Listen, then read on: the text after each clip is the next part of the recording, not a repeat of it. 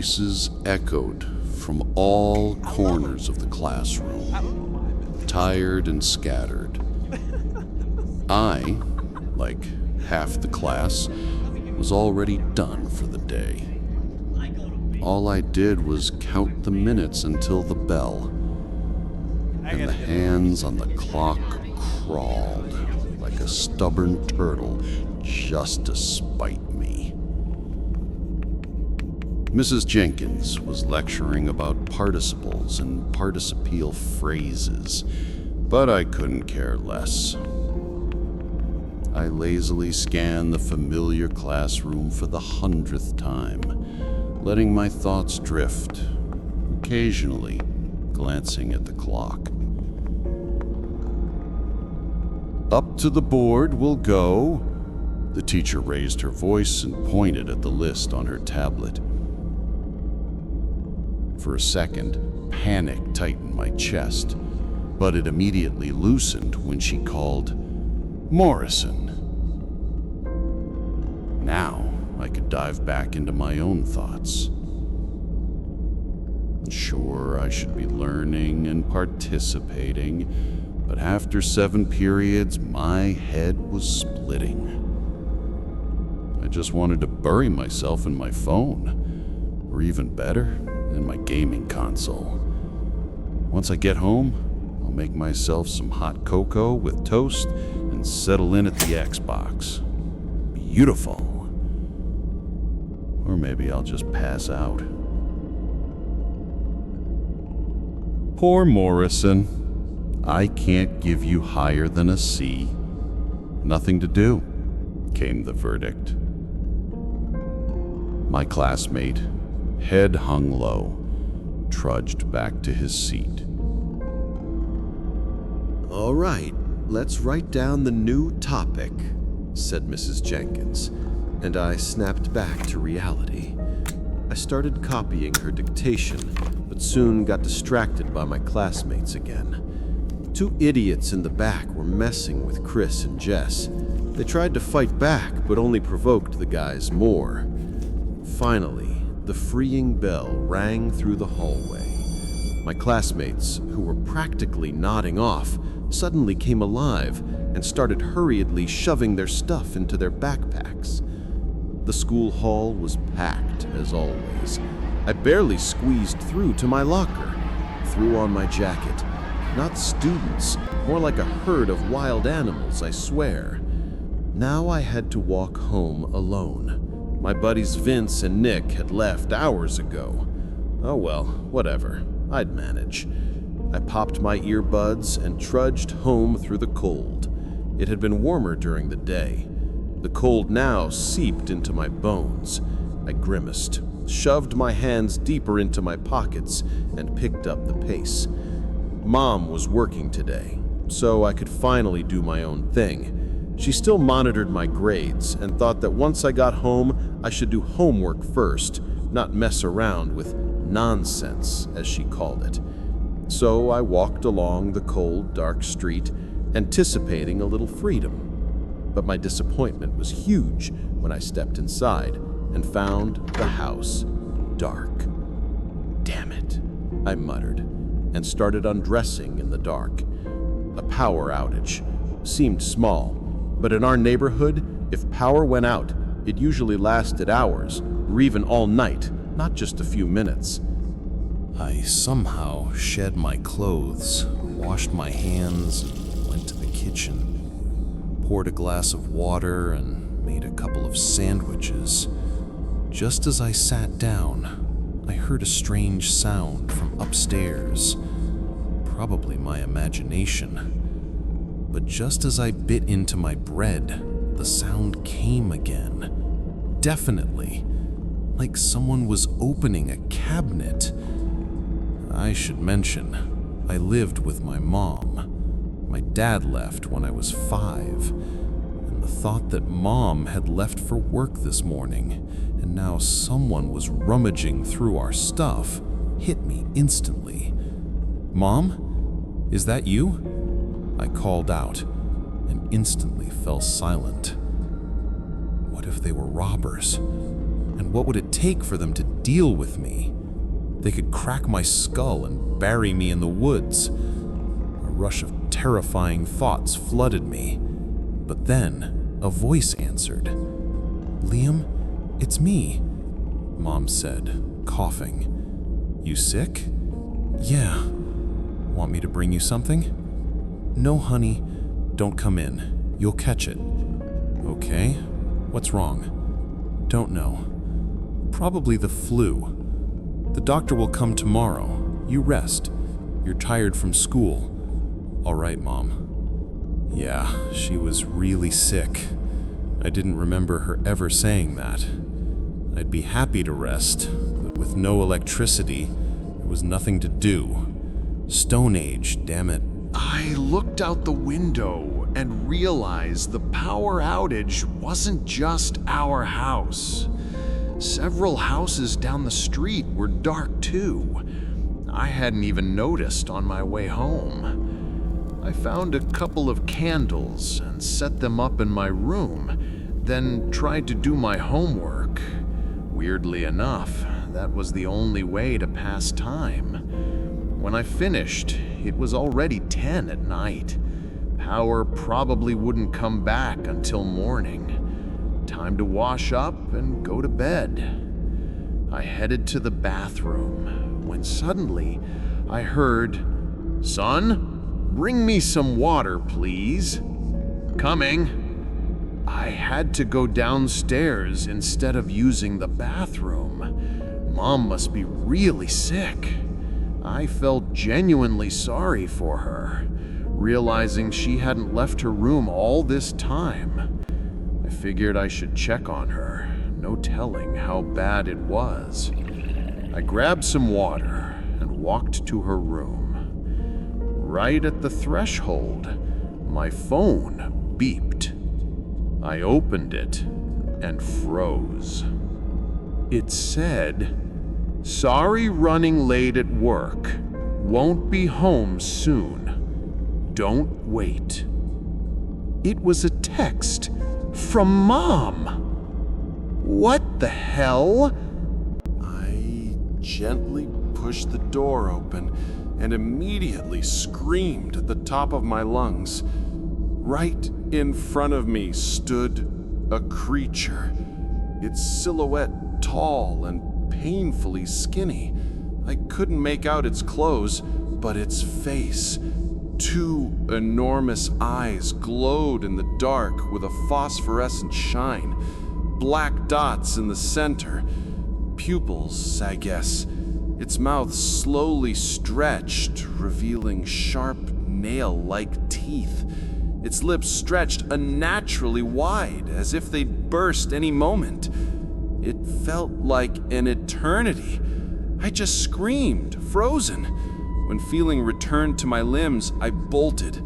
The house was pitch black. I stumbled down the stairs, and the creature followed. "Why are you running from me?" it said in Mom's voice, making my heart nearly stop. A few steps from the bottom, my foot twisted, and I tumbled down. The creature loomed over me, but didn't attack. It froze. And soon I realized why. Outside, I heard footsteps, then the familiar voice of our neighbor, Mrs. Clark. "Liam, are you home?" I caught my breath and yelled, "Yes, home!" The creature darted upstairs in an instant. That was my chance. The neighbor opened the door. "Why are you yelling? Oh, are you on the floor? Help me up. I fell down the stairs." She silently offered her hand. "Come to our place. At least you'll get a proper meal," Irene suggested. I agreed instantly. On the way, I debated telling her what happened, but decided against it. Didn't want to look insane. At her house, I tried to calm down. Failed miserably. "What's wrong with you? You're pale," Irene asked. "I'm just..." Something happen? I just fell. Can't shake it off. Understandable. Bad bruise? It hurts, but manageable. Come to the kitchen, she said, walking toward the living room. In the kitchen, I saw her daughter, Veronica, drawing in her sketchbook. Hi, she said. Hey, what are you drawing? She covered it protectively. Not showing. All right. Soon, Irene returned. She set a salad on the table. You having dinner? Bet you're hungry. No, not really. Come on, the power went out at lunchtime already. And you? She turned to Veronica. Bedtime. Look at the time. Veronica pouted and stomped off to her room. See, almost 11, and she's still awake, Irene sighed. Yeah. What's with you? You're not yourself. You haven't been drinking, right? No, of course not. Really? Don't lie. I'll tell your mom. I remembered Mom. Right. Call my mom. Tell her to come here, not home. Irene hesitated. I'll call her, but what happened? Nothing. Well, something happened, but I can't explain it. All right, I'll call. While Irene spoke to Mom, her husband came home. He looked at me and asked, No power? I shook my head. I told your mom to get a generator. Too busy, apparently. Yeah, would be useful. Neighbors have one. You'll be fine. Why aren't you eating? I noticed a plate on the table I didn't see before. Looks like Irene put it while I zoned out. I'll eat now. You're still pale. What happened? Fell down the stairs. Hard. Well, arms and legs are intact, so you're fine. Yeah, just perfect. Don't worry, you'll be healed by the wedding, Dan joked. Irene returned. You're back? Sit down, she told her husband. I'll eat, but Liam barely touches his food. Mom's coming, right? Yes. I told her to come here. If you want, tell her what happened. We won't tell anyone. Yes, Dan nodded. It just seemed... I started, knowing they wouldn't let it go. Liam, remember where you stopped. Dan and I will go smoke. Irene cut in. Sure, I said, left alone. Thoughts of the creature crept back. My heart tightened.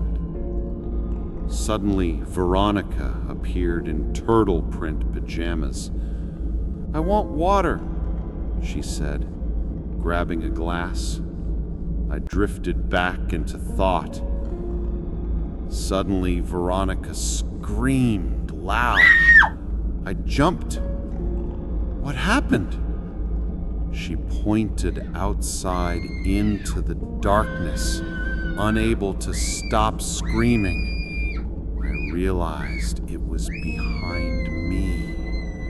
My heart pounded, my stomach twisted. With all the courage I had, I turned. Through the window, I saw the creature ripping her parents apart. The scene was horrific. I had no choice. I threw on my coat, grabbed the girl, and ran. As soon as we got outside, I threw up. It was so disgusting and terrifying that my body shut down. What do we do? What about Mom and Dad? Veronica cried.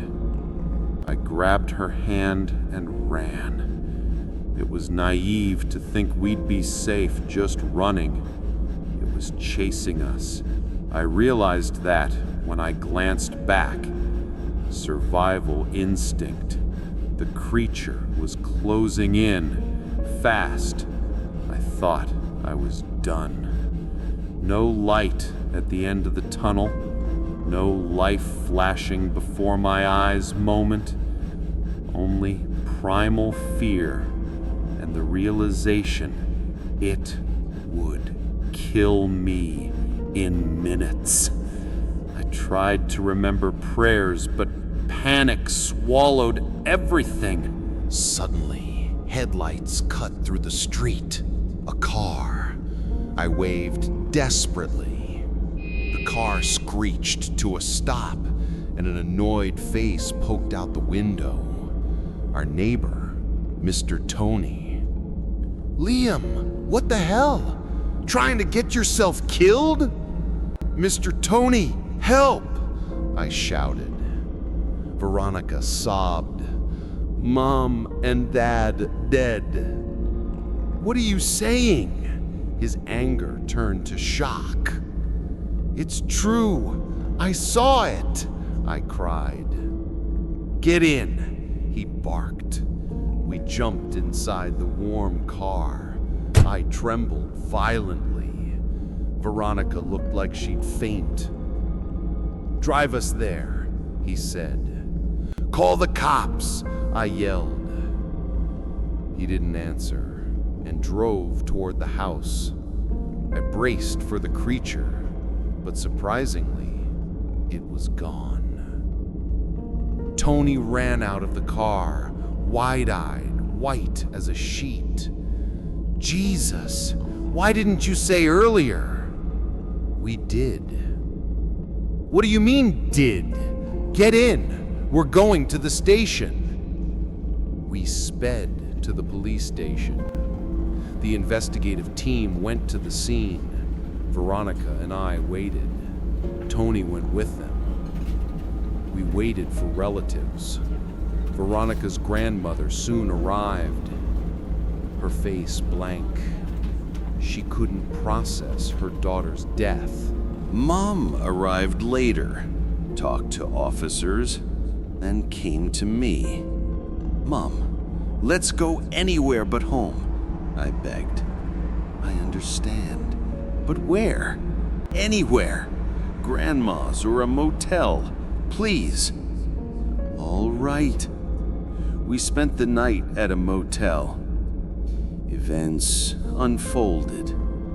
Police determined the neighbors were attacked by wild animals, coyotes or maybe a lynx. Hungry from the winter, they came into town. I told no one except Mom what I actually seen. 2 reasons. First, we always trusted each other. Second, for our safety.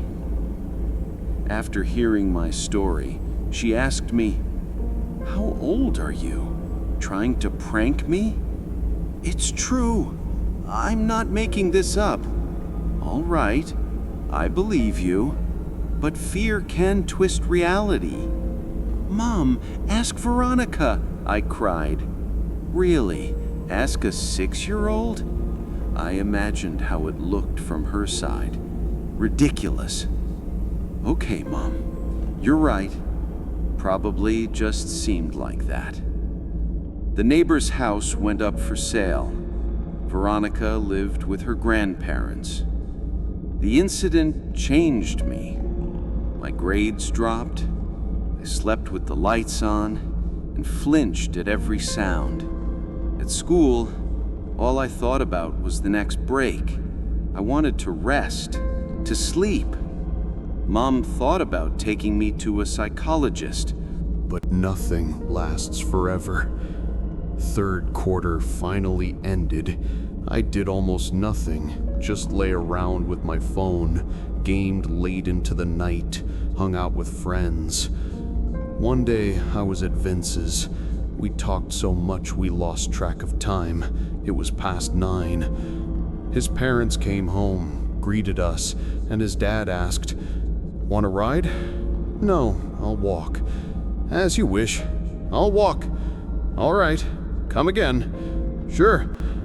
Vince walked me out to the gate.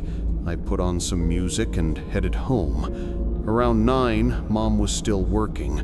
Good, some alone time. End of March. Felt like spring would never come. Ice and frozen snow everywhere, like the 4th month of winter. My mood was ruined. When would this damn snow melt?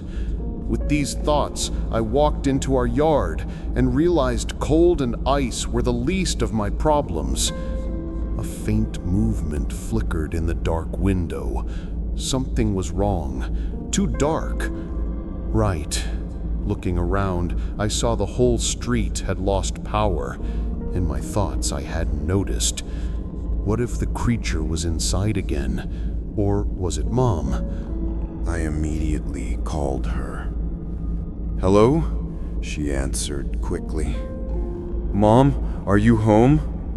"No, still at work. What's wrong?" "Someone's in the house. Seriously." Her voice tightened. "Yes. Can you get to Grandma's if I send a taxi?" "I can. I'll call her. You call the cops to our address, just in case burglars," she said uncertainly. Obviously, neither of us was thinking about burglars. "Okay, will you come to Grandma's?" "Yes, after my shift." "I'll wait." I hung up. The next day, in the neighboring house, the mutilated bodies of 2 people were found.